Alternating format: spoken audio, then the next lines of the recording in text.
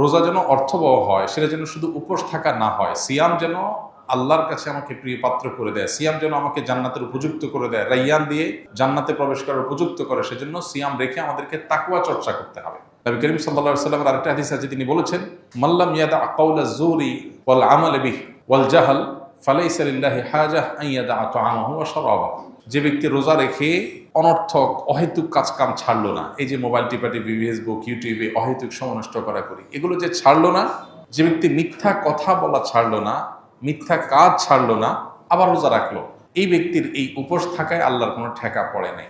এই জন্য রোজা রেখে কোনো প্রকার গুনাহ না করা, বিশেষ করে চোখের গুনাহ, মুখের গুনাহ এবং সময় নষ্ট না করা, মিথ্যা, প্রতারণা, এসব কিছু না করা, এটা হলো রোজার অন্তর্নিহিত শক্তি। রোজার স্ট্রাকচারটা তো দাঁড়ায় যাবে, আমরা সাহারি খেলাম, সারাদিন কিছু না খেলাম, ইফতারিতে খেলাম, বাস পানাহার বর্জন করলাম, আমার রোজা দাঁড়ায় গেল। কিন্তু এই রোজা, এটার যে প্রাণ, সেটা আসার জন্য এই রোজা রেখে কোনো প্রকার সিয়াম পালন করে কোনো প্রকার গুনাহ থেকে আমাকে বেঁচে থাকার চেষ্টা করতে হবে, তাহলে সেটা অর্থবহ হবে। আল্লাহ আমাদের সবাইকে সেই তৌফিক দান করুন। এই চ্যালেঞ্জটাতে আল্লাহ তাআলা আমাদের সবাইকে বিজয়ী হওয়ার তৌফিক দান করুন। ব্যবসার ক্ষেত্রে কোন কোন দিকগুলো মেনে চললে আখিরাতেও তার ফলাফল পাবো, রাসূলুল্লাহ কারীম সাল্লাল্লাহু আলাইহি ওয়াসাল্লামের সাথে রাসূলুল্লাহ কারীম সাল্লাল্লাহু আলাইহি ওয়াসাল্লাম এবং সাহাবীদের ব্যবসার বৈশিষ্ট্য কেমন ছিল। বিশেষ দ্রষ্টব্য, ইন্টার দ্বিতীয় বর্ষের ব্যবসায় শিক্ষা বিভাগের ছাত্র আমি, পরিকল্পনা উদ্যোক্তা হওয়া। যারা তরুণ আছেন, মাশাআল্লাহ, উদ্যোক্তা হওয়ার প্ল্যান করছেন, তারা খুবই সাধুবাদ পাওয়ার মতো একটা কাজ করছেন। উদ্যোক্তা হওয়ার পরিকল্পনা করেন। ইহুদিরা উদ্যোক্তা সবাই, তারা গোটা দুনিয়া কন্ট্রোল করছে। পৃথিবী পলিটিশিয়ানরা কন্ট্রোল করে না, পৃথিবী এন্টারপ্রেনাররা কন্ট্রোল করে। পৃথিবীর রাজনীতিবিদদের হাতে নাই, পৃথিবী যতটা হাতে আছে কাদের? উদ্যোক্তাদের, ব্যবসায়ীদের। এই জন্য মুসলমান তরুণ ব্যবসা করবার, উদ্যোক্তা হয়ে ওঠার মানসিকতা লালন করতে হবে। ব্যবসা অবশ্য এক জিনিস, উদ্যোক্তা আরেক জিনিস। সৃষ্টিশীল কোনো কাজ, কোনো সম্ভাবনার নতুন দুয়ার খোলা, কোনো সংকট দূর করার কোনো উদ্যোগ গ্রহণ করা, এটাই তো উদ্যোক্তা হওয়া। অতএব এটা প্রশংসনীয়, কিন্তু উদ্যোক্তা হতে গেলে এই পথটা মসৃণ না। ধরা খাওয়ার আশঙ্কা থাকে, লুজার হওয়ার আশঙ্কা থাকে, চাপ তৈরি হয়। আর বিশেষ করে আমাদের মতো দুর্নীতি এবং অনিয়মে ভরা সমাজে যদি কেউ উদ্যোক্তা হতে চায়, সে সৎ পথে উদ্যোক্তা হওয়া তার জন্য কঠিন। একই কাজ অন্যরা করবে 2 নম্বর পথে, সেটা তাদের জন্য অনেক ইজি হবে। আপনি করবেন সঠিক পথে, আপনার জন্য কঠিন হবে। এগুলো মাথায় রাখতে হবে। এই জন্য ট্রেনিংয়ের কোনো বিকল্প নেই। আপনি এন্টারপ্রেনারশিপের জন্য ভালো ভালো ট্রেনিং আছে, সেগুলো আপনাকে করতে হবে, প্রশিক্ষণ নিতে হবে, শিখতে হবে, অভিজ্ঞতাদের কাছে যেতে হবে। আমরা সুন্নাহ ফাউন্ডেশন থেকে একবার সম্ভবত 2022 সালে বা 21 সালে আমরা উদ্যোক্তা সম্মাননা করেছিলাম। সারা দেশ থেকে অনেকগুলো উদ্যোগকে বেছে নিয়ে যারা দিন পালন করে আবার উদ্যোক্তা হয়ে ওঠার চেষ্টা করছেন, তাদেরকে আমরা অ্যাওয়ার্ড দিয়েছিলাম। আলহামদুলিল্লাহ, আরো অনেকে এটা নিয়ে কাজ করছেন। অতএব যারা এগুলো নিয়ে কাজ করছেন, তাদের সাথে লিঙ্ক হয়ে, তাদের সাথে যোগাযোগ করে, বুঝে শুনে তারপরে পা ফেলেন। উদ্যোক্তা হতে গিয়ে ধরা খেয়ে এরপরে পিছনে আসবেন না। একটাই জিনিস, আমানতদারিতা এবং সততার সাথে ব্যবসা করা। আত-তাজিরুস সাদুক মা'আন নাবিয়্যিন ওয়াস সিদ্দিকিন ওয়াশ শুহাদা। যে সমস্ত ব্যবসায়ীরা ব্যবসা করতে গিয়ে সততা এবং আমানতদারিতা, এই দুটো জিনিস মেনটেন করে, আমার দ্বারা কারোর হক নষ্ট হবে না, এটা লক্ষ্য করে যদি কেউ ব্যবসা করে, ইনশাআল্লাহ বিদিনিল্লাহ, সত্য কথা বলে ব্যবসা করে, প্রতারণা না করে, চিটারি বাটপারি না করে, তাহলে সে নবীদের সাথে কিয়ামতের বাজারে উঠবে ইনশাআল্লাহ।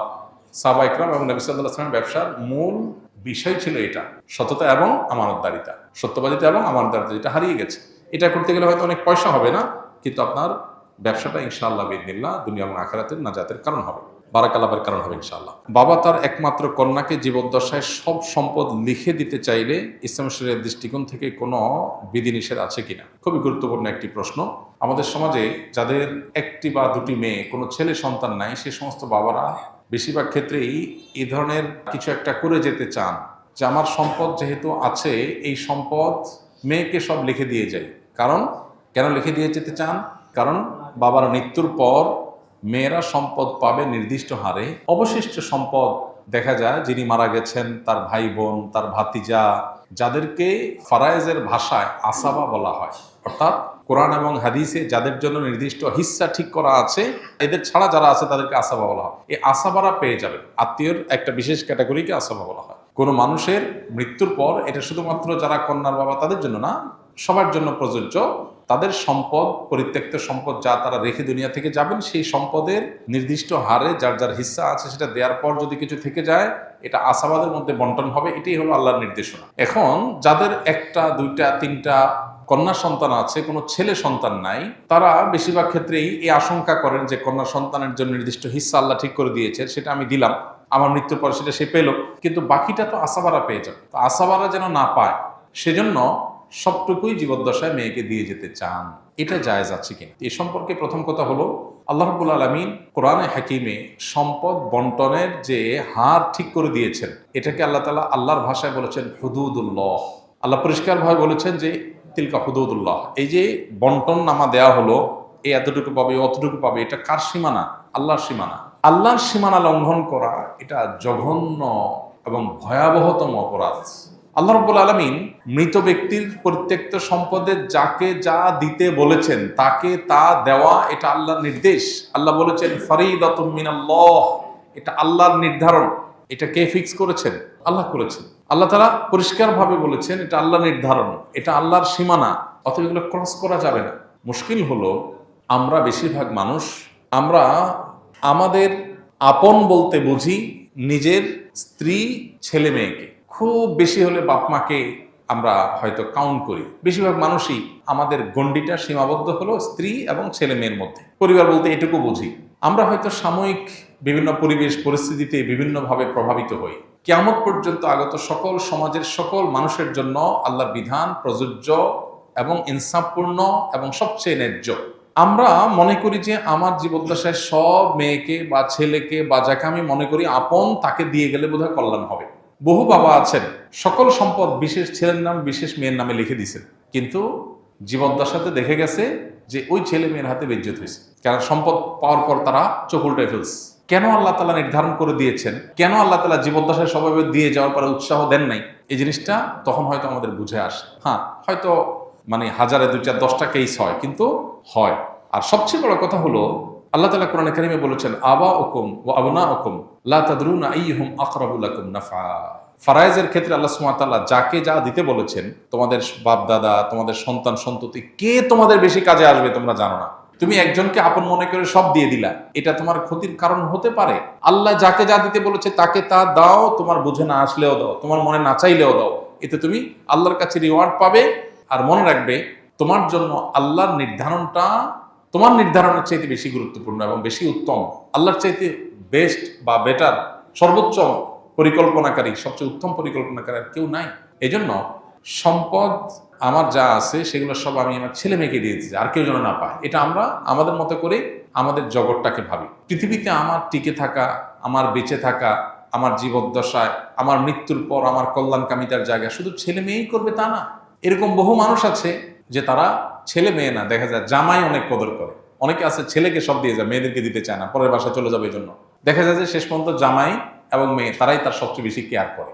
অহরহ এই ধরনের কেস আপনি খুঁজে পাবেন প্রিয় ভাইরা আমার। এই জন্য আমাদের গণ্ডিটা শুধুমাত্র আমাদের সন্তানদের মধ্যে সীমাবদ্ধ, এটা আমাদের দৃষ্টিভঙ্গির সংকীর্ণতার কারণে হয়। ইসলাম আমাদেরকে এত সংকীর্ণ জীবন দেখতে বলেনি।